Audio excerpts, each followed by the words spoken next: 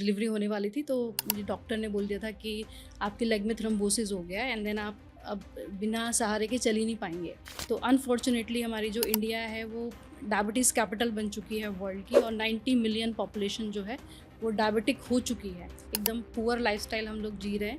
ये एक सबसे बड़ा फैक्टर है कि अनहेल्दी लाइफस्टाइल हम जी रहे हैं, सेडेंटरी लाइफस्टाइल हम जी रहे हैं, जिसकी वजह से आज डायबिटिक पेशेंट बढ़ते जा रहे हैं वर्ल्ड में और इंडिया में। जैसे हम लोग कहते हैं कि मम्मी पापा को है तो बच्चे को भी डायबिटीज़ होगा। क्या ये मतलब पॉसिबल है या ये जेनेटिक्स कुछ डिसाइड करता है हमारा? देखिए, जेनेटिक एक फैक्टर तो हो सकता है, बट ये गारंटी नहीं है। हरी पत्तेदार सब्जियों के साथ देंगे या ग्रीन वेजीज के साथ देंगे तो वो कभी भी आपकी शुगर को स्पाइक नहीं करेगा, कंट्रोल करके रखेगा। तो लोग को पता ही नहीं है कि डिटॉक्स एक्चुअली क्या होता है। लोग सोचते हैं सिर्फ हेल्दी ईटिंग, घर का बना हुआ खाना खाना है, थोड़ा बहुत एक्सरसाइज कर लो, उसी से हम अपने डायबिटीज़ को कंट्रोल कर सकते हैं। ऐसे नहीं है। अगर आप तैयार हैं अपनी डायबिटीज़ को कंट्रोल करने के लिए, अपने लाइफस्टाइल को इम्प्रूव करने के लिए, तो ये पॉसिबल है। नमस्कार। मैं अभिषेक और आज हमारे साथ में जो हैं जो शख्सियत बैठी हुई हैं, उनका नाम है मिर्ज़ा हिना खान जो कि डायबिटीज़ रिवर्सल की फ़ील्ड में काफ़ी समय से काम कर रही हैं। जो इनके जो लेक्चर्स वग़ैरह होते हैं, जो ये डायबिटीज़ के बारे में बताते हैं, तो आज हम इनसे इनके बारे में थोड़ा-सा जानना चाहेंगे। मैम जैसे कि हम आपके बारे में बात कर रहे हैं, डायबिटीज़ एक ऐसा शब्द है जिसको हम मतलब आज के टाइम में हर किसी के मुँह से सुन रहे हैं। तो सबसे पहले मैं आपसे पूछना चाहूँगा कि आप कुछ अपने बारे में हमें बताइए कि हमें आपके बारे में थोड़ा पता लगे? यस अभिषेक, सबसे पहले तो थैंक यू सो मच मुझे यहाँ इनवाइट करने के लिए और वो अपॉर्चुनिटी देने के लिए कि मैं कुछ बता सकूँ अपने बारे में एंड देन अपने फील्ड के बारे में। तो बेसिकली मेरा जो जर्नी रहा है हेल्थ में, वो स्टार्टिंग में जब मेरी नई नई शादी हुई थी तो बहुत ही हेल्थ बहुत ख़राब था मेरा, एंड देन फर्स्ट बेबी के टाइम पर, मेरा डिलीवरी के टाइम पर बहुत सारे कॉम्प्लिकेशंस हो गए थे, जिसकी वजह से मैंने बहुत फेस किया है। एज ए जब मुझे डिलीवरी होने वाली थी तो मुझे डॉक्टर ने बोल दिया था कि आपके लेग में थ्रोम्बोसिस हो गया है एंड देन आप अब बिना सहारे के चल ही नहीं पाएंगे। तो वो जो मेरे लिए मोमेंट था वो बहुत शॉकिंग मोमेंट था, और उस टाइम पे मैंने ये डिसाइड कर लिया था कि अगर मैं अपने लाइफस्टाइल को अब बेटर नहीं कर पाऊंगी तो मैं फिर कभी भी फ्रीडमली नहीं रह सकती हूँ, मतलब फ्रीली मैं अपनी लाइफ को नहीं जी पाऊंगी। तो वहाँ से मेरी ये जर्नी स्टार्ट हुई है। मैं हेल्थ सेक्टर में आई हूँ सिर्फ अपनी वजह से। पहले मैंने अपने आप को हील किया, अपनी चीज़ों पे काम किया, अपने लाइफ़स्टाइल को इम्प्रूव किया, क्योंकि उस वक़्त मैं योगा और डाइट जो है सिर्फ़ पढ़ रही थी एज़ अ टाइम पास के लिए। जैसे हम लोग कर लेते हैं ना, कोई कोर्स जॉइन कर लेते हुँ। हैं, वैसे ही मैंने वो एक उस फ़ील्ड में मैंने जस्ट एज़ ए स्टूडेंट मैंने वहाँ पे एंटर किया था। मुझे नहीं पता था कि ये मेरे आगे चल के मेरा ये प्रोफ़ेशन बनने वाला है। तो जब मुझे डॉक्टर ने बोला कि आपके कॉम्प्लिकेशंस हो गए और आप कभी भी लाइफ़ टाइम ऐसे सहारे के नहीं चल सकती हैं, बिना सहारे के चल नहीं पाएँगी, तो उस वक़्त मैंने डिसाइड किया कि मुझे अपने लिए अब कुछ ना कुछ स्टेप लेना ही पड़ेगा। वहाँ से मैंने जितना भी सीखा था अपने लाइफ़स्टाइल के बारे में, हेल्दी लाइफ़स्टाइल के बारे में, वो सब चीज़ें मैंने अपने ऊपर इम्प्लीमेंट करना स्टार्ट किया। Then within 6 month touch wood के मैं बिना स्टिक के, बिना किसी सहारे के चल पा रही थी, और जब मैं डॉक्टर के पास गई तो डॉक्टर बहुत शॉक थे, बहुत सरप्राइज़ थे कि ये कैसे हो सकता है कि आप आपका लेग भी ठीक हो गया है और आप आराम से चल पा रहे हैं और आपकी हेल्थ बहुत इम्प्रूव कर गई है। तो उन्होंने मुझे, एक्चुअली मेरे डॉक्टर ने मुझे एडवाइस किया कि देखो, तुम अपने लिए अगर इतना सब कुछ कर सकते हो तो तुम यही मैसेज दूसरों को भी दे सकती हो। कितने लोग हैं जो नहीं जानते कि नेचुरल हीलिंग क्या होती है और एक हेल्दी लाइफस्टाइल कितना ज़्यादा मैटर करता है हमारी हेल्थ के लिए। तो वहाँ से मेरी ये जर्नी स्टार्ट हुई, तब मैंने इसको अपना प्रोफेशन बनाया, और पिछले 13 साल से मैं इस फील्ड में काम कर रही हूँ। पहले मैंने हॉस्पिटल में भी वर्क किया, फिर मैंने अपना स्टूडियो ओपन किया, अपना क्लिनिक ओपन किया, बट आफ्टर कोविड मैं सब कुछ ऑनलाइन करती हूँ, क्योंकि मेरे जो पेशेंट हैं वो इंडिया से नहीं, इंडिया से बाहर से भी हैं। तो मैं ऑनलाइन इस फील्ड में काम कर रही हूँ। तो मेरा जो मोटिवेशन रहा है वो मेरा खुद का रहा है। मैंने अपनी हेल्थ इसको अचीव कर पाई हूँ, देन फिर मैंने दूसरों के ऊपर ये काम करना शुरू किया, और टच वुड आज मैं डायबिटीज़ रिवर्सल में बहुत अच्छा काम कर रही हूँ, और लोग बहुत आ रहे हैं, क्योंकि जैसे कि आपने कहा कि डायबिटीज़ इतना फैल रहा है। तो अनफॉर्चुनेटली हमारी जो इंडिया है वो डायबिटीज़ कैपिटल बन चुकी है वर्ल्ड की, और 90 मिलियन पॉपुलेशन जो है वो डायबिटिक हो चुकी है, जिसमें से 2 तरह के डायबिटीज़ होते हैं, बेसिकली टाइप 1 एंड टाइप 2। तो जो टाइप 1 डायबिटीज़ है वो बेसिकली हमारी जेनेटिक्स से आती है, पेरेंट्स से आती है, छोटे बच्चों में अक्सर आपने देखा होगा। एंड देन टाइप 2 जो डायबिटीज़ होती है वो पूरी तरह से सेडेंटरी लाइफ़स्टाइल की वजह से ही आती है। तो अब आप देखिए कि लाइफ़स्टाइल कैसा हो गया है हमारा, कि हर घर में आज जो है वो डायबिटिक पेशेंट आपको मिल जाएँगे, डायबिटिक, प्री डायबिटिक पेशेंट आपको एक ना एक घर में ज़रूर मिलेगा। क्योंकि हमारा लाइफ़स्टाइल ऐसा हो गया है, हमारा खाना-पीना इतना पुअर हो चुका है, हमारे स्लीपिंग आवर्स बिल्कुल डिस्टर्ब हैं, रात देर तक हम लोग जागते हैं, स्नैकिंग करते हैं, स्ट्रेस बहुत हाई है। तो बेसिकली देखा जाए तो ये सिर्फ़ सेडेंटरी लाइफ़स्टाइल की वजह से ही हो रहा है। या अ, आपके बारे में जानकर बहुत अच्छा लगा हमें। बेसिकली एक मोटिवेशन जो आपको मिला आपकी पर्सनल लाइफ से, उसके बाद में आपने सोचा कि जो मेरे साथ हुआ आई थिंक दूसरों के साथ ना हो, कि मैं दूसरों की हेल्प कर पाऊँ या उनको समझा पाऊँ कि आपको किस तरीके से इन सब चीज़ों से बचना है। तो ये बहुत अच्छा आपने काम किया है। अच्छा, हम आपसे पूछना चाहेंगे, बल्कि हमारी जो ऑडियंस है वो आपसे पूछना चाहती है कि जो डायबिटिक जो शब्द है, ये पहले इतना कॉमन नहीं था, लेकिन आज के टाइम में इतना कॉमन क्यों है? वही जैसे कि मैंने बताया अभिषेक कि आज के टाइम में इसलिए ये कॉमन हो गया है क्योंकि हमारा लाइफ़स्टाइल जो है बहुत ही सेडेंटरी हो चुका है, एकदम पुअर लाइफ़स्टाइल हम लोग जी रहे हैं। और इंडिया में नहीं, पूरे वर्ल्ड में आप देखेंगे, जैसे कि मेरे पास मैंने बोला कि मेरे पेशेंट बाहर से भी हैं। बाहर के पेशेंट भी इतने हैं जो कि डायबिटिक हैं और उनको नहीं पता कि हेल्दी लाइफ़स्टाइल कैसे वो परस्यू करें, क्योंकि एकदम भागम-भाग ज़िंदगी हो गई है। हर इंसान जो है वो पैसा कमाने के पीछे है, लग्ज़रीज़ को अर्न करने के पीछे है। बट आप एक बात सोचिए, अगर हम हेल्थी नहीं रहेंगे, अगर हमारी हेल्थ ही नहीं रहेगी हमारे साथ में, तो ये सब जो हम कमा रहे हैं पैसा, लग्ज़रीज़ अर्न कर रहे हैं, इनकी क्या वैल्यू अगर हम अनहेल्दी रहेंगे तो इनके लिए कोई वैल्यू नहीं रह जाएगी। तो अपना लाइफ़स्टाइल अगर हम अपना इम्प्रूव कर लें, तो हम अपनी डायबिटीज़ को रिवर्स कर सकते हैं, कंट्रोल कर सकते हैं। ये एक सबसे बड़ा फैक्टर है कि अनहेल्दी लाइफ़स्टाइल हम जी रहे हैं, सेडेंटरी लाइफ़स्टाइल हम जी रहे हैं, जिसकी वजह से आज डायबिटिक पेशेंट बढ़ते जा रहे हैं वर्ल्ड में और इंडिया में भी। अ हिना जी, मेरा अगला सवाल आपसे है कि ये जो डायबिटीज़ है, क्या ये जैसे हम लोग कहते हैं कि मम्मी-पापा को है तो बच्चे को भी डायबिटीज़ होगा। क्या ये मतलब पॉसिबल है, या ये जेनेटिक्स कुछ डिसाइड करता है हमारा? देखिए, जेनेटिक एक फैक्टर तो हो सकता है बट ये गारंटी नहीं है। पेरेंट्स को डायबिटीज़ है, ऐसे बहुत सारे मेरे पास केसेस हैं जिनके पेरेंट्स बहुत हेल्दी हैं, 80s में भी बहुत हेल्दी हैं, बट उनके बच्चों को अर्ली एज में ही 20s में 30s में ही डायबिटीज़ हो गया है क्योंकि उनका लाइफस्टाइल अनहेल्दी रहा है। बट वहीं काफ़ी सारी रिसर्च ऐसी भी रही हैं जिनके पेरेंट्स को डायबिटीज़ था बट बच्चों को नहीं हुआ, क्योंकि उनके बच्चे बहुत अवेयर थे इस बात से कि मेरे पेरेंट्स को डायबिटीज़ है तो हमें ना हो जाए, तो इसलिए उन्होंने हेल्दी लाइफस्टाइल को परस्यू किया शुरू से और वो बहुत हेल्दी रहे, तो उनको डायबिटीज़ नहीं हुआ। तो जेनेटिक एक फैक्टर ही हो सकता है, गारंटी नहीं है। मेन जो कल्प्रिट है वो हमारा सेडेंटरी लाइफ़स्टाइल है हुँ। बेसिकली। तो मैं तो यही कहूँगी कि अगर लाइफ़स्टाइल आपका अनहेल्दी है तो डायबिटीज़ होने के चांसेस बहुत ज़्यादा बढ़ जाते हैं। अ, जैसे कि आजकल मैं बात करूँ, पहले तो इतना नहीं था डायबिटीज़। पहले तो अगर किसी को हुआ तो मतलब 10 में से 1 या 2 ही पेशेंट होते थे, हुँ। लेकिन आज तो 10 में से 7 या 8 पेशेंट हैं डायबिटीज़ के जो हैं। आज के टाइम में क्या है कि जो यंग एज के जो बच्चे हैं, हुँ। 20s या 30s इस तरीके से, उनको भी डायबिटीज़ हो रहा है। या तो मतलब ऐसे कौन से ऐसे साइन होते हैं, या कोई हमें पता लगे सबसे पहले कि हमें डायबिटीज़ है, या कुछ इस तरीके से हम कैसे पता कर सकते हैं? मेनली ऐसे बहुत सारे टेस्ट आजकल होते हैं जैसे कि होमा आईआर हो गया, फास्टिंग इंसुलिन हो गया, बट उसके अलावा भी अगर हम ये देखें कि हमारा लाइफ़स्टाइल कैसा है, अगर हम अवेयर हैं इस चीज़ के लिए कि हमारा लाइफ़स्टाइल बहुत ख़राब है, हम अपने खान-पान पे अच्छे से ध्यान नहीं दे रहे हैं, हुँ। हमारा स्लीपिंग आवर्स ठीक नहीं है, तो हमें क्या करना है कि हर इंसान को, अगर यंग है कोई 30s में, आपको हर साल अपने टेस्ट कराते रहना चाहिए। सिर्फ़ डायबिटीज़ ही नहीं, टेस्ट कराने से क्या होता है, हमें और भी बीमारियों का पता चल हुँ। जाता है और स्टार्टिंग में क्या होता है कि कोई भी प्रॉब्लम, कोई भी बॉडी में अगर कुछ चल रहा है गलत, तो स्टार्टिंग में अगर पता चल जाता है तो उसका रिवर्सल या उसका क्योर जो है वो पॉसिबल हो जाता है। वैसे ही जो 40s में होते हैं लोग, उनको हर 6 मंथ पर अपना ब्लड टेस्ट कराते रहना चाहिए, क्योंकि ब्लड टेस्ट हमें बता देते हैं कि हमारी बॉडी में एक्चुअली चल क्या रहा है। तो सबसे पहले तो आपको अपने ब्लड टेस्ट कराते रहना चाहिए ताकि आपको ट्रैक रहे कि आपकी हेल्थ कैसी चल रही है, अंदर बॉडी में क्या चल रहा है। दूसरा, किसी इंसान का अगर लाइफ़स्टाइल बहुत ज़्यादा पुअर है, यानी कि जैसे कि नाइट शिफ्ट वर्कर मेरे पास आते हैं, उनको पता है कि हमारा स्लीपिंग आवर्स ठीक नहीं हुँ। है, हमारा खाना-पीना ठीक नहीं है, टाइम पे हम लोग नहीं खा रहे, सो रहे, बिल्कुल वो उल्टा चलते हैं सर्कैडियन रिदम के हिसाब से, तो वो अपना टेस्ट कराते रहते हैं, वो अवेयर रहते हैं इस चीज़ के लिए कहीं हमारी बॉडी में कुछ हो ना जाए।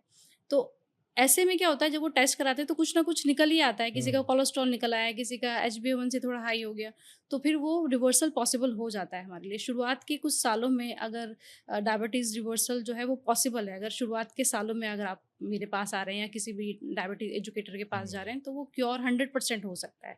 वहीं अगर आप लेट करेंगे उस चीज़ को, टेस्ट आपने नहीं कराया, आप इग्नोर कर रहे हैं अपनी हेल्थ को, क्योंकि बॉडी साइन दे देती है एक्चुअली। लेकिन आप लगातार अगर उसको इग्नोर करते जा रहे हैं तो फिर वो क्रॉनिक हो जाएगा एंड देन फिर जब आप उसको चाहेंगे कि वो रिवर्स हो जाए, तो उसमें थोड़ा-सा मुश्किल तो आती है ना।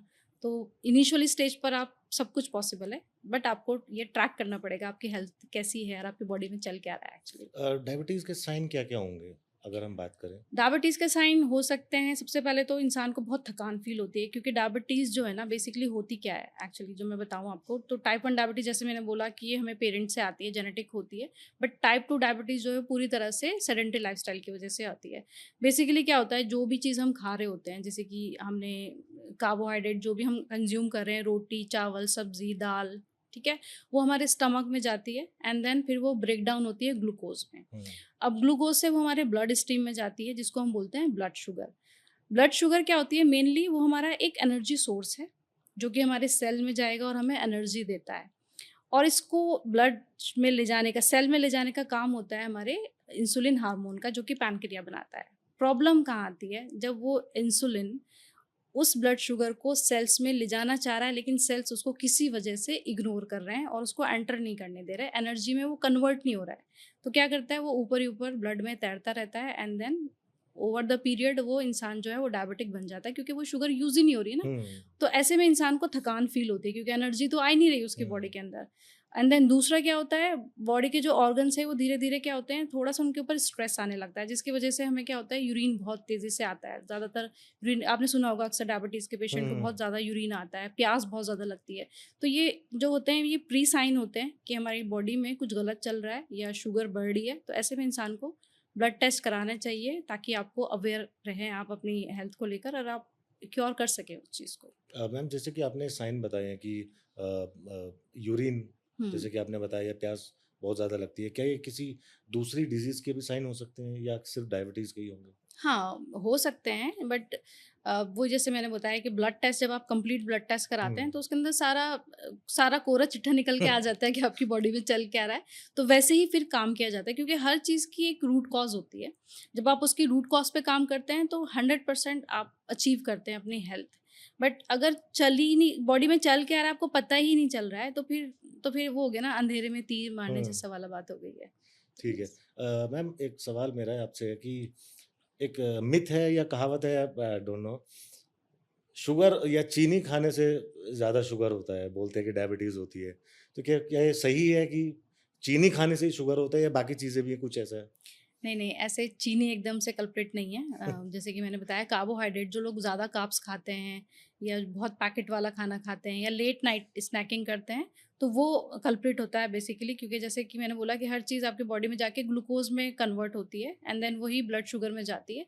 और जब इंसुलिन रेजिस्टेंस हो जाता है, यानी कि इंसुलिन आपकी बॉडी में सेल्स तक आपकी एनर्जी को पहुँचा ही नहीं पा रहा है, उस ब्लड शुगर को आपके सेल्स में पहुँचा ही नहीं पा रहा है, तब वो प्रॉब्लम स्टार्ट होती है, ना कि शुगर से। बहुत सारे केसेस मेरे पास ऐसे हैं, ऐसे बहुत सारे मेरे पेशेंट हैं जो कहते हैं कि मैम हमने तो कभी शुगर को टच भी नहीं किया, मतलब शुगर उनको पसंद ही नहीं है, हुँ, उसके बावजूद भी उनको डायबिटीज़ हो गया क्योंकि वो सिर्फ़ शुगर को कल्प्रिट मानते हैं एंड देन जो फ्राइड हम खा रहे हैं, हम सिर्फ़ एक्स्ट्रा कार्ब्स हम खा रहे हैं, सैलेड नहीं है, किसी तरह का कोई हेल्दी फैट्स नहीं है डाइट में, सिर्फ़ रोटी, राइस या फिर पैकेट वाला खाना खा रहे हैं, वो बेसिकली मेन कल्प्रिट होता है, ना कि एज़ सच शुगर। या अ, मेरा अगला सवाल आपसे है मैम कि जब शुगर होने के बाद या डायबिटीज़ होने के बाद में काफ़ी जो रेस्ट्रिक्शन लगा दिए जाते हैं कि आप ये नहीं खा सकते, आप वो नहीं खा सकते। तो मेरा सवाल है कि शुगर होने के बाद जैसे हम लोग चाय पीते हैं या राइस खाते हैं, तो क्या हम अवॉइड करें इन सब चीज़ों को या इनको लेते रहें, इनटेक करते रहें? देखिए, चाय और राइस को मैं बंद नहीं कराती हूँ, क्योंकि कोई भी इंसान जो ये क्वेश्चन पूछ रहा है हमसे, वो क्या है कि वो बहुत बड़ा टी लवर है या फिर राइस का शौकीन है। और जो इंसान ये क्वेश्चन पूछ रहा है, मतलब उसको वो बहुत ज़्यादा पसंद है और आप उसको बंद करा देंगे तो ऑब्वियसली वो बहुत स्ट्रेस में चला जाएगा, और अगर वो प्री डायबिटिक है तो उसको डायबिटिक होने के चांस ज़्यादा बढ़ जाते हैं। तो बेसिकली क्या होता है कि मेरा एक मेथड है जिसको मैं हील मेथड के नाम से मैं लोगों को इंट्रोड्यूस कराती हूँ। उस मेथड में हम स्टेप बाय स्टेप लेके चलते हैं कि किस तरह से आपको जो है डायबिटीज़ रिवर्सल किस तरह से पॉसिबल है और क्या-क्या फूड कॉम्बिनेशन है जिसकी वजह से इंसान जो है वो अपनी शुगर को कंट्रोल रख सकता है। तो चाय बंद करना मेरे हिसाब से बिल्कुल भी सही रास्ता नहीं है डायबिटीज़ को कंट्रोल करने के लिए, लेकिन उसको मॉडिफ़ाई हम कर सकते हैं। जैसे कि जैसे कि चावल का कोई शौकीन है अगर, तो चावल का कॉम्बिनेशन होता है एक्चुअली। अगर चावल आप आलू के साथ देंगे तो वो 100% आपके ब्लड शुगर को स्पाइक करेगा। लेकिन वहीं अगर आप उसी चावल को हरी पत्तेदार सब्जियों के साथ देंगे या ग्रीन वेजीज़ के साथ देंगे तो वो कभी भी आपकी शुगर को स्पाइक नहीं करेगा, कंट्रोल करके रखेगा। तो वैसे ही हम अपने हील फ्रेमवर्क जो होता है वो स्टेप बाय स्टेप आपको सिखाता है कि किस तरह से आप अपनी डायबिटीज़ पे कंट्रोल कर सकते हैं और रिवर्स कर सकते हैं। बेसिकली अगर मैं बात करूँ हील की, तो हील HEAL जो हील है वो हील एच स्टैंड होता है हीलिंग माइंडसेट। पहले शुरुआती दिनों में हम जो पेशेंट है उसके माइंडसेट पे काम करते हैं कि उसका इमोशन कैसा है, ठीक है? वो क्या सोच रहा है, वो किस इंटेंशन से हमारे पास आया है, उसके माइंडसेट पे हम पूरा वर्क करते हैं। देन ई स्टैंड करता है एवरीडे हैबिट्स को चेंज करना। मतलब एवरीडे हैबिट्स अगर आपकी हैबिट है कि आप देर रात तक डिनर कर रहे हैं, तो हम उसकी छोटी-छोटी उन आदतों को थोड़ा-सा इम्प्रूव करते हैं। जैसे कि हम बोलते हैं कि खाना खाने से थोड़ा पहले सैलेड लेना स्टार्ट कर दो, हुँ, ठीक है? डिनर को थोड़ा-सा आप जल्दी लेना स्टार्ट कर दो। डिनर के बाद थोड़ा-सा आप वॉक रखो, ठीक है? थोड़ा-सा प्राणायाम अपनी लाइफ़स्टाइल में डाल दो, अपने रूटीन में डाल दो। तो इसी तरह से अगर आप धीरे-धीरे इन आदतों पे काम करेंगे तो इंसान को मज़ा आएगा। उसको ये नहीं लगेगा कि एकदम से ही मेरे साथ ही क्या हो गया, रातों-रात मेरी लाइफ़ चेंज हो गई है। उसी तरह से ए जो स्टैंड होता है वो होता है अलाइन्ड फूड पर। एक राइट कॉम्बिनेशन हम लोग सिखाते हैं, जैसे कि मैंने बताया कि आलू का कॉम्बिनेशन राइस के साथ नहीं है। हुँ, बस उसी तरह से बहुत सारे ऐसे कॉम्बिनेशंस हैं जो कि डायबिटीज़ को कंट्रोल करने में बहुत ज़्यादा हेल्प करते हैं। एंड देन एल जो सबसे इम्पोर्टेंट फैक्टर है, जो उसके बारे में कोई बात ही नहीं करता, कोई सोचता ही नहीं है, वो है life force detox. Basically detox क्या होता है? डिटॉक्स ये नहीं है कि मैं आपको कुछ हर्बल पीने के लिए दे रही हूँ या मैं आपको कोई सप्लीमेंट दे रही हूँ। डिटॉक्स नेचुरल होता है और वो मैं अपने पेशेंट को सिखाती हूँ किस तरह से आपको एवरीडे नेचुरल डिटॉक्स करना है, क्योंकि हमारी जो बॉडी है इतने सारे ऑर्गन्स से, इतने सारे मसल्स से, इतने सारे सेल्स से मिलकर बनी है और वो कंटिन्यूअसली आपके लिए काम कर रहे हैं, ठीक है? उनको भी रेस्ट की ज़रूरत होती है, ठीक है? तो आप जब डिटॉक्स करते हैं उस वे में, जिस वे में मैं आपको सिखाती हूँ कि आपको जल्दी डिनर कर लेना है, देन उसके बाद में आपको कुछ नहीं खाना। डिनर के बाद आप ज़्यादा से ज़्यादा कोई ग्रीन टी पी सकते हैं, हर्बल टी पी सकते हैं, दैट्स इट। उसके बाद आप मॉर्निंग में बस ब्रेकफ़ास्ट कीजिए। तो वो जो आपका सर्कैडियन रिदम है, वो जो आपका हीलिंग प्रोसेस चल रहा है सोते टाइम आपकी बॉडी का, वो एक्चुअली हील करता है आपके ऑर्गन्स को। ऑर्गन्स में पैनक्रिया भी आता है, लीवर भी आता है। सबसे बड़ा जो लीवर होता है, हमारा डायबिटीज़ का जो रीज़न होता है, वो ओवरलोड होना है लीवर पे, जो ओवर एक्सेस जो काम आ जाता है ना, उसके ऊपर हुँ, फैट आ रहा है, जिसको वो डाइजेस्ट करने का काम करता रहता है हर वक़्त, तो उसको रेस्ट देना होता है। तो लोग को पता ही नहीं है कि डिटॉक्स एक्चुअली क्या होता है। लोग सोचते हैं सिर्फ़ हेल्दी ईटिंग, घर का बना हुआ खाना खाना है, थोड़ा बहुत एक्सरसाइज़ कर लो, उसी से हम अपने डायबिटीज़ को कंट्रोल कर सकते हैं। ऐसा नहीं है। आपको इन 4 पिलर पर काम करना ही पड़ेगा, तभी आप आपकी डायबिटीज़ को रिवर्स कर सकते हैं या फिर कंट्रोल कर सकते हैं। मैम जो एक शब्द मैं बार-बार आपके मुँह से सुन रहा हूँ रिवर्सल हुँ। मैं जानना चाहता हूँ कि इसका मतलब क्या है रिवर्सल? देखिए अभिषेक, रिवर्सल एक स्टेप बाय स्टेप जर्नी है, ठीक है? जिसमें लोगों को समझ में आता है कि कैसे आपको अपनी डायबिटीज़ को पहले तो एक्सेप्टेंस लानी बहुत ज़रूरी होती है कि हमें डायबिटीज़ हो गया है। काफ़ी लोग तो इस माइंडसेट के साथ आते हैं कि मैम मेरा शुगर तो मेरा बढ़ गया है, लेकिन वो मैंने ये खाया था, वो खाया था, या फिर मैं 3 महीने से अच्छे से अपना वर्कआउट नहीं कर रहा हूँ जिसकी वज़ह से मेरा शुगर बढ़ गया है। ऐसे नहीं होता है। आपको एक्सेप्ट करना होता है कि आप प्री डायबिटिक हैं या डायबिटिक हो गए हैं, और आपको अगर रिवर्स करना है अपनी डायबिटीज़, तो आपको स्टेप बाय स्टेप जर्नी करनी ही पड़ेगी। जैसे कि मैंने बताया कि हमारा हील फ्रेमवर्क है, हमें इन पिलर्स पर काम करना ही पड़ता है। रिवर्सल पॉसिबल तब होता है। रिवर्सल बेसिकली क्या होता है, जब आपका HbA1c आपको 5 में नज़र आने लगे, ठीक है? 5 डिजिट में नज़र आने लगे और कॉन्स्टेंटली वो 1 साल तक 5 में ही आ रहा है नज़र, तो मतलब रिवर्सल हो चुका है। रिवर्सल नहीं हुआ है कब? जब आपका HbA1c 5 में आ गया था, लेकिन 1 साल तक आपने देखा कि वो फ्लक्चुएट हो रहा है, ठीक है? कभी वो 6 पे आ गया, कभी वो वापस 5 पर आ गया, आपने थोड़ा-सा लगाम कसी अपनी चीज़ों पर तो वो वापस 5 पर आ गया, आपने छोड़ दिया, फिर से वो 6 पर आ गया, तो मतलब आपकी डायबिटीज़ कंट्रोल तो है बट रिवर्स नहीं हुई है बेसिकली। हुँ। तो ये रिवर्सल इस तरह से पॉसिबल होता है, इस तरह से इसका मीनिंग होता है एक्चुअली। मैम एक सवाल है कि जब लोगों को पता लगता है कि उनको डायबिटीज़ हो गई मतलब खाली डायबिटीज़ में नहीं है बहुत सारी जो डिज़ीज़ हैं उनमें भी है ये कि जब लोगों को पता लगता है कि या रिपोर्ट के थ्रू पता लगे या जैसे भी पता लगे तो लोग ना घबरा जाते हैं।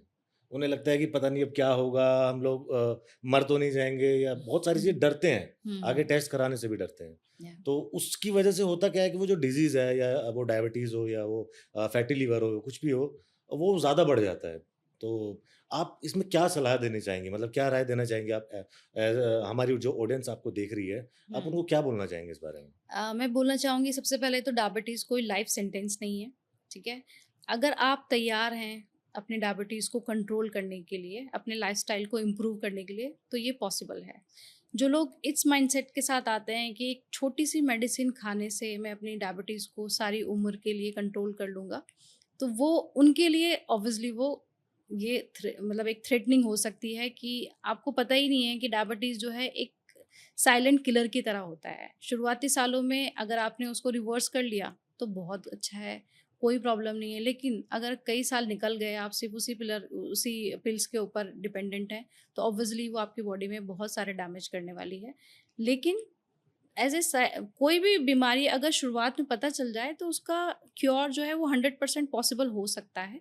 बट जैसे-जैसे टाइम बढ़ता जाता है आपकी बॉडी में धीरे-धीरे डैमेजेस स्टार्ट हो जाता है। कोई भी चाहे बीमारी हो, डायबिटीज़ हो या थायराइड हो या कोई भी चीज़ हो, जिसमें आपको आपको अपनी अवेयरनेस ही नहीं है कि क्या करना है, तो फिर वो आपकी बॉडी में बिगाड़ पैदा करती है। हुँ, हुँ, हुँ। बट स्टार्टिंग में अगर आपको पता है कि मेरे साथ ये हो गया है और मुझे डॉक्टर के पास जाना है, तो ऑब्वियसली तो हर चीज़ का इलाज है, आजकल तो इतनी बड़ी-बड़ी बीमारियाँ ठीक हो रही हैं।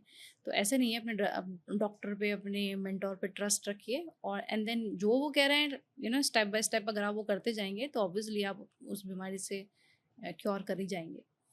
मैम जैसे डायबिटीज़ हो जाता है, डायबिटीज़ के जो पेशेंट्स होते हैं अ, उनको जब चोट लग जाती है या ऐसा कुछ ब्लड क्लॉटिंग होता है, हुँ, तो रुकता नहीं है ब्लड, शायद हुँ, मैंने ऐसा सुना है। हाँ। ये कहाँ तक सही है?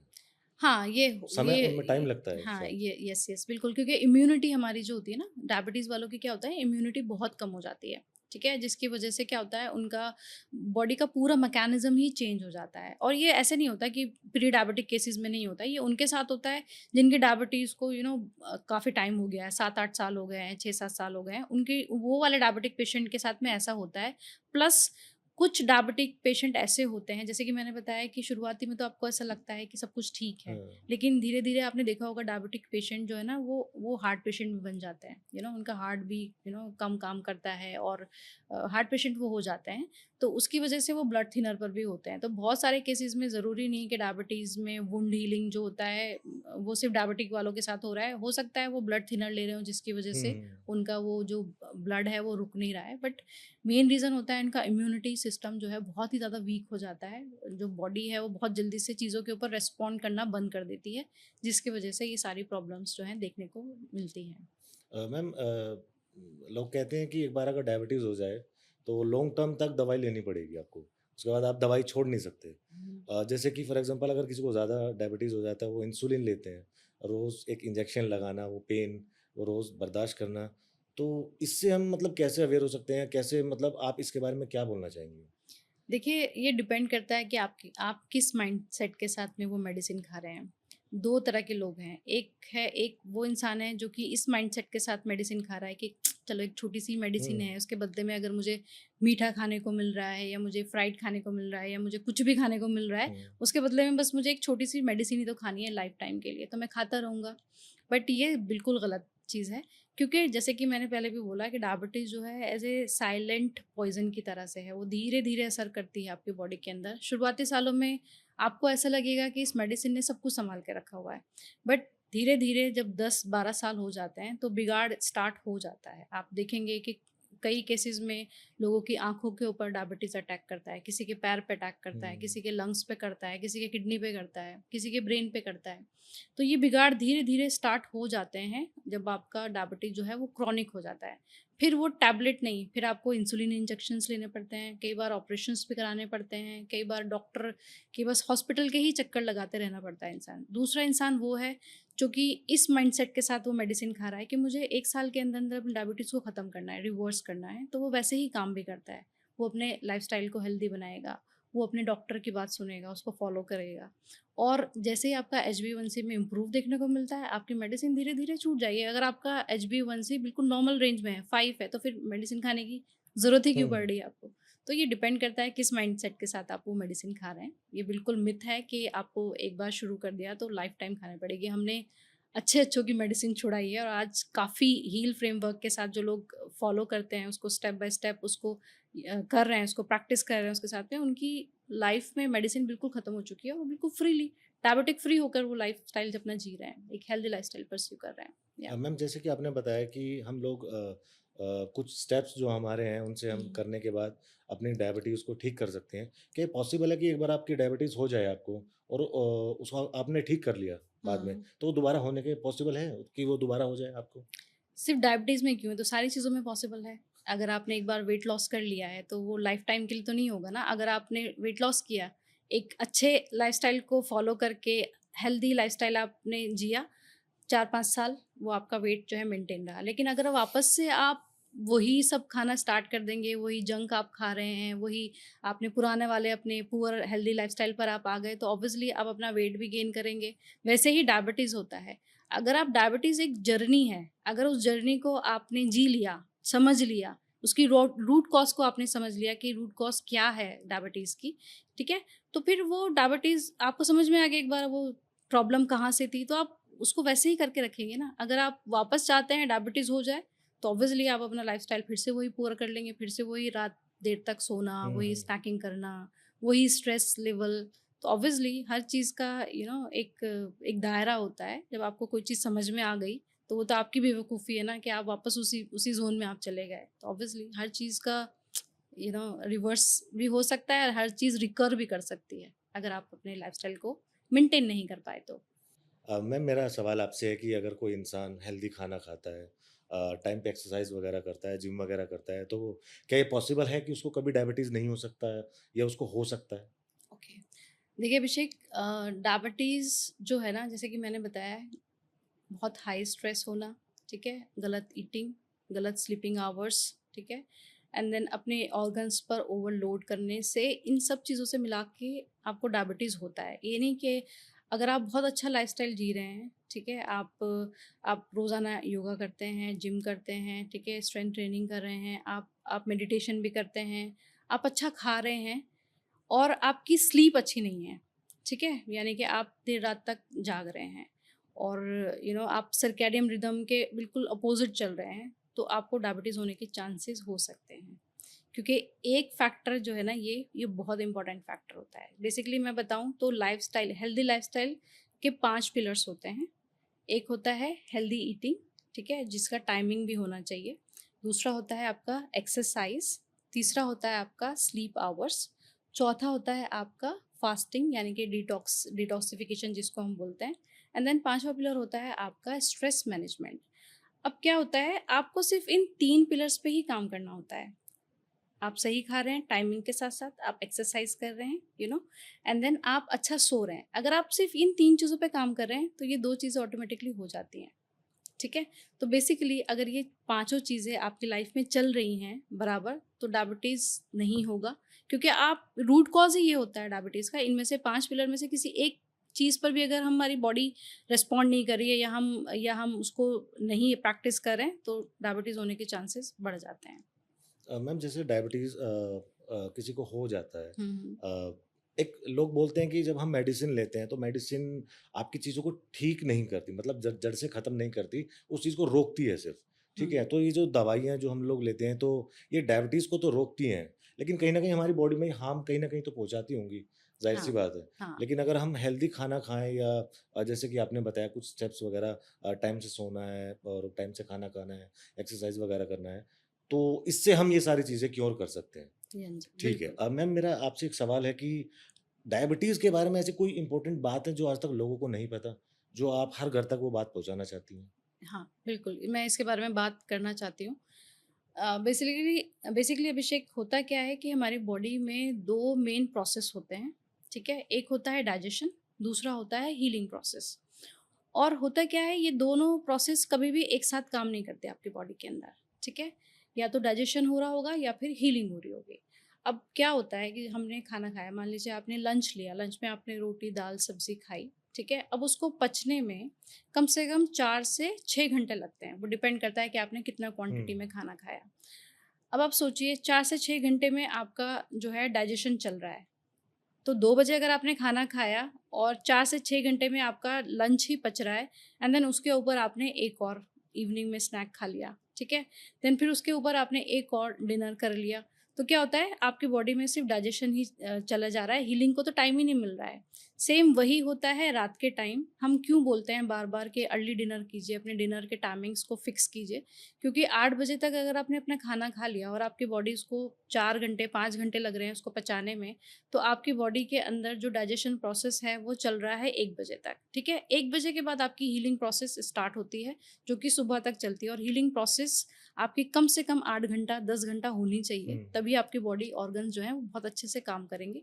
आपकी बॉडी जो है रिपेयर करेगी अपनी चीज़ों को। तो जब हम डाइजेशन तो हमारा ज़्यादा चल रहा है बॉडी में और हीलिंग जो है वो कम हो रही है, तो वहाँ पर जो है वो बॉडी में बिगाड़ पैदा होता है। ऑर्गन्स पर अटैक इसी वजह से होता है क्योंकि हमारी जो हीलिंग प्रोसेस है वो बहुत ही कम हो गया है आज के टाइम में। उसका रीज़न है कि देर रात तक जागते हैं, डिनर हुँ, की टाइमिंग जो है ठीक नहीं है, लेट डिनर करते हैं, देन उसके बाद भी स्नैकिंग करते हैं क्योंकि 2 ढाई बजे तक जाग रहा है इंसान, भूख लगेगी तो कुछ ना कुछ खाएगा। हुँ, वो खाएगा तो 3-4 बजे तक तो आपका डाइजेशन ही चल रहा है, तो हीलिंग हुँ, को तो टाइम ही नहीं मिल पा रहा है, उसको तो आपने बिल्कुल एक तरफ किया हुआ है। तो आज के टाइम में इसीलिए जो है बॉडी में ये बिगाड़ पैदा हो रहे हैं, ये डायबिटीज़ हो रहा है एंड देन बड़ी-बड़ी बीमारियाँ इसी वजह से हो रही हैं क्योंकि हीलिंग जो है हमारी बॉडी की वो रुक गई है। सिर्फ़ डाइजेशन प्रोसेस ज़्यादा है आज के टाइम में। तो मैम जैसे कि डायबिटीज़ है डायबिटीज़ कोई फॉर एग्ज़ाम्पल अगर हम बात करें किसी वुमेन की वो प्रेग्नेंट है, हुँ। तो डायबिटीज़ उसके किस लेवल तक मतलब उसकी प्रेगनेंसी पे इफ़ेक्ट करेगा? वो अलग मैटर होता है। जब हम प्रेगनेंसी में जो डायबिटीज़ होती है, वो जेस्टेशनल डायबिटीज़ जिसको बोलते हैं। वो क्यों होता है जैसे कि आपने देखा होगा कि जो बहुत मोटे लोग होते हैं, ठीक है? जो ओबीज़ होते हैं, उनको हुँ, डायबिटीज़ होने के चांस ज़्यादा हो जाते हैं क्योंकि उनका जो लिवर है, उस पर वो फैट जो है जमा होता जाता है, पैनक्रिया पे जमा होता जाता है, जिसकी वजह से वो प्रॉपर जो ऑर्गन है, वो वर्क नहीं कर पा रहे। वो हुँ, बीटा सेल जो है, वो बन नहीं रहे हैं बॉडी के अंदर या फिर वो काम नहीं कर पा रहे हैं। तो इसी वजह से प्रेगनेंसी में क्योंकि फैट ज़्यादा हो जाता है, तो उसकी वजह से ऑर्गन्स कहीं न कहीं दब जाते हैं वहाँ पर, वो काम प्रॉपर नहीं कर पाते। तो जेस्टेशनल डायबिटीज़ जो है वो एक शॉर्ट टर्म डायबिटीज़ होता है, जब आपकी प्रेगनेंसी खत्म हो गई, डिलीवरी हो गई, उसके बाद अगर आप हेल्दी लाइफ़स्टाइल रखती हैं वीमेन तो वो वापस चला जाता है। बट कई केसेज़ में क्योंकि उनको नहीं पता, अवेयरनेस नहीं है हुँ, कि जेस्टेशनल डायबिटीज़ को बाद में जाके अगर हम हेल्दी लाइफ़स्टाइल जिएँ हुँ, या एक मेडिसिन पे भी रहें, तो भी हम डायबिटीज़ को उसको रिवर्स कर सकते हैं।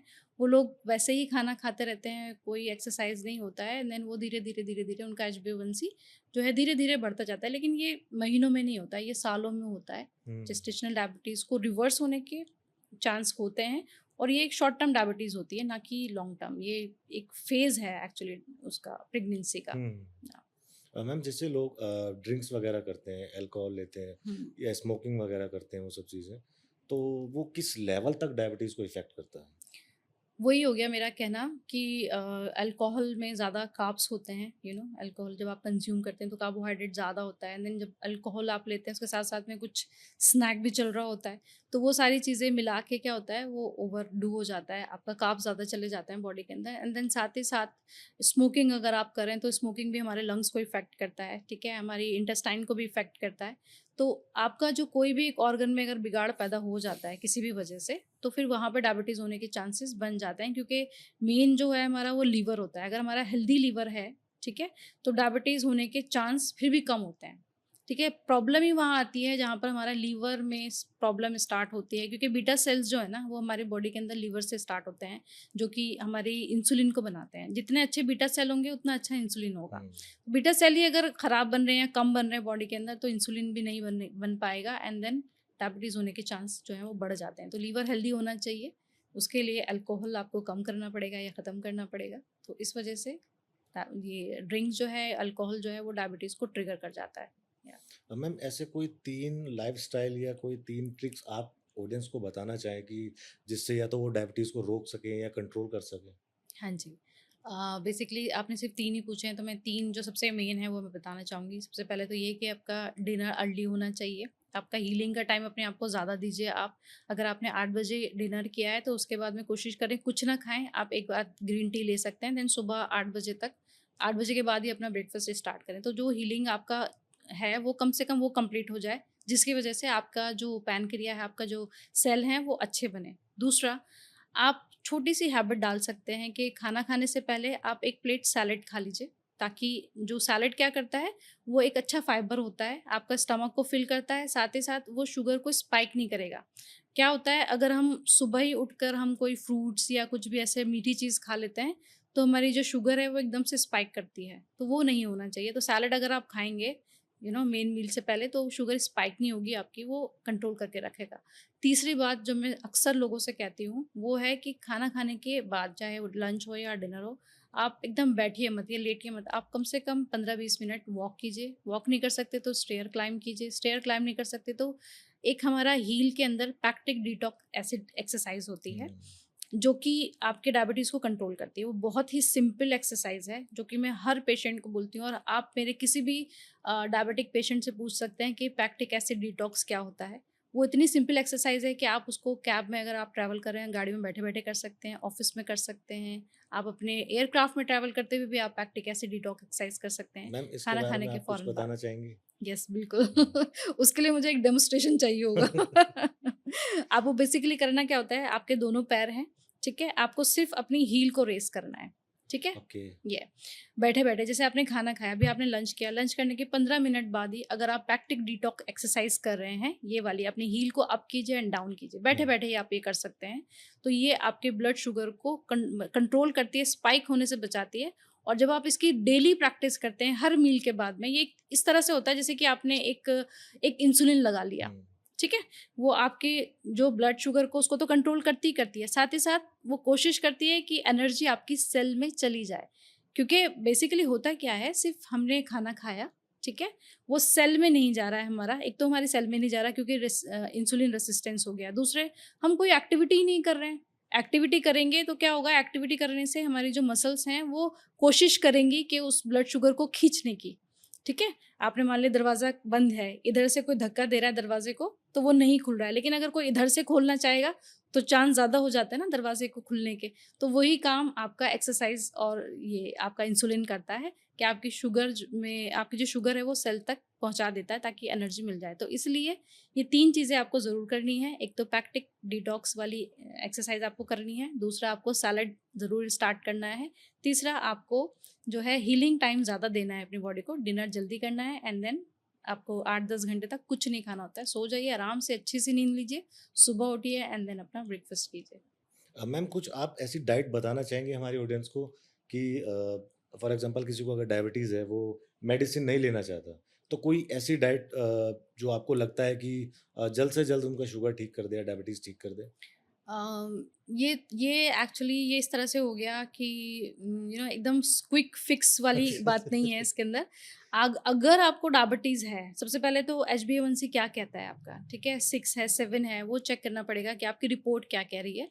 सिर्फ़ एक चीज़ आपकी डायबिटीज़ को कंट्रोल नहीं कर सकती, जैसे कि मैंने बताया कि 5 पिलर पे आपको काम करना पड़ता है, जो कि आपकी डायबिटीज़ को कंट्रोल करते हैं। बट ऐसे कई सारे डाइट्स हैं, ऐसे कई सारे रेसिपीज़ हैं, जो कि मेरे अपने भी हैं, जिनको खाने से आपका ब्लड शुगर जो है स्पाइक नहीं होता है, कंट्रोल में रहता है और मेरे जो पेशेंट हैं उनको बहुत पसंद करते हैं। जिनमें से एक होता है जैसे कि जौ का दलिया। जौ का दलिया बेसिकली खूब सारी वेजिटेबल्स डाल के बनता है और वो इतना टेस्टी होता है, उसके ऊपर नींबू, नमक, मिर्च डाल के खाओ, अच्छे से सैलड चॉप चॉप सैलड करके खाओ। तो मेरे जो पेशेंट हैं वो लव करते हैं उस डिश से, वो कहते हैं कि मैम आप हमारी डाइट में इसको रखिए। साथ ही साथ एक होता है मूँग दाल चीला, जो जिसमें आप घिया ग्रेट करके डालते हैं, वो भी बहुत ही अमेज़िंग होता है। तीसरा, जो मेरे सबसे ज़्यादा जो मेरे पेशेंट हैं मेरे से डिमांड करते हैं कि उसमें हमारी डाइट में इसको रखिए, वो होता है आपके मिलेट्स के नूडल्स। मिलेट्स की सिवइयाँ आपने सुना होगा, हुँ। जो जैसे कि हम वर्मिसली जिसको होता है, वो आजकल मिलेट्स में भी आ रही होती हैं। तो मिलेट्स की चीज़ें खाने से बेसिकली आपका जो ब्लड शुगर है वो स्पाइक नहीं करता है, क्योंकि उसमें फाइबर ज़्यादा होता है एंड देन उसमें मिनरल्स बहुत अच्छे होते हैं। तो आपको मिलेट्स की चीज़ें खाने से आपका जो शुगर लेवल है वो कंट्रोल रहता है, ठीक है? तो अपने डाइट में आप, अगर वो डिपेंड करता है कि आपका HbA1c कितना है, अगर आपका 6 से ऊपर है तो आज आज ही आप अपनी डाइट में मिलेट स्टार्ट कर दीजिए। कुछ टाइम के लिए स्विच कर दीजिए, व्हाइट राइस से या व्हाइट आटे से मिलेट्स में, तो वो आपके शुगर को कंट्रोल करेगा। मैम डायबिटीज़ और थायराइड हुँ। अगर मैं बात करूँ, तो ये कहीं न कहीं मैच करते हैं एक-दूसरे से, हाँ, दोनों डिफरेंट हैं? ये एंडोक्राइन होते हैं, ठीक है? इनका जो सीधा कनेक्शन होता है वो हमारे हार्मोन से होता है, ठीक है? थायराइड ज़रूरी नहीं जिनको डायबिटीज़ है उनको थायराइड होता है, बट कई सारे चांस हो जाते हैं, बट दोनों ही रिवर्सल हैं, ठीक है? पॉसिबल है, जैसे कि मैंने बोला कि अर्ली ईयर्स में अगर आपको डिडक्ट हो जाता है कि आपको डायग्नोज़ हो गया कि आपको थायराइड है या आपको डायबिटीज़ है, अर्ली ईयर्स में ये पॉसिबल है। डायबिटीज़ में या फिर थायराइड में एक एक चीज़ हम बोलते हैं उसका जिसका नाम है सीट साइक्लिंग। अगर आप सीट साइक्लिंग कर रहे हैं, चाहे वो थायराइड है, चाहे वो डायबिटीज़ है, मैं दोनों ही पेशेंट को सीट साइक्लिंग कराती हूँ। वो अनलेस कि आपका बहुत ज़्यादा हार्ट की दवाइयाँ-ववाइयाँ नहीं खा रहे हैं तो।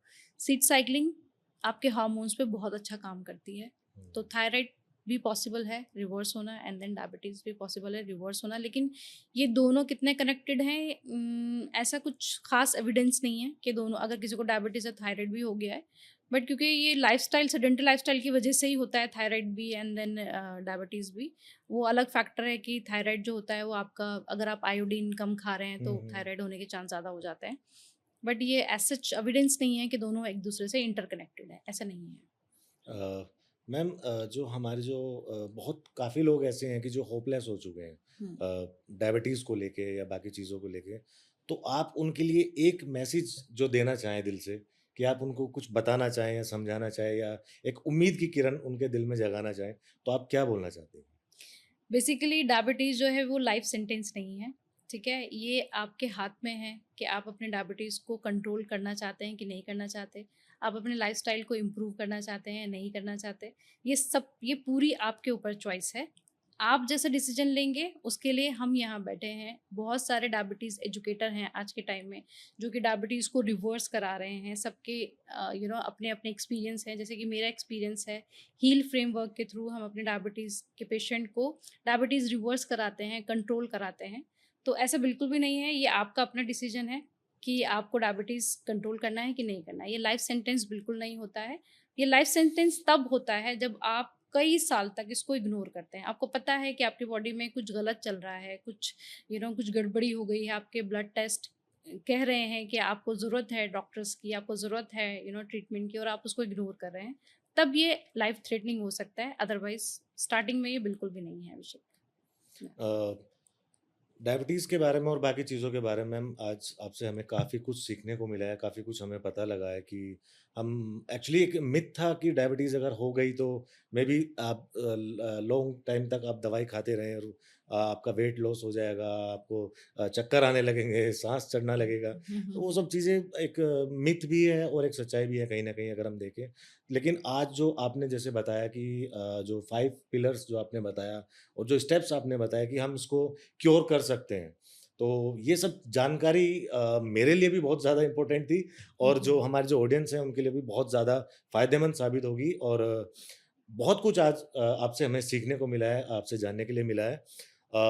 आज हिना खान जी ने हमें डायबिटीज़ के बारे में, बाकी चीज़ों के बारे में काफ़ी इन्फॉर्मेशन दी है और हम उम्मीद करेंगे कि आगे भी जो हिना जी हैं इसी तरीके से लोगों को अवेयर करें, उनको समझाएँ कि डायबिटीज़ कोई मतलब ऐसी कोई बीमारी नहीं है या कोई ऐसा हौवा नहीं है कि जो ठीक ना हो सके। आप सब कुछ ठीक कर सकते हैं, बस आपको सिर्फ़ अपना लाइफ़स्टाइल चेंज करना है, आपको अपनी डाइट चेंज करनी है, आपको अपना सोने का टाइम चेंज करना है। तो ये कुछ चीज़ें हैं जो स्टेप्स लेके हम उन चीज़ों को ठीक कर सकते हैं। तो आपका मैम बहुत-बहुत शुक्रिया हमारे पॉडकास्ट में आने के लिए। थैंक यू अभिषेक। उम्मीद है आपसे जल्द ही मिलेंगे हम दोबारा। बिल्कुल thank you sure, ma'am. Any time. Thank you.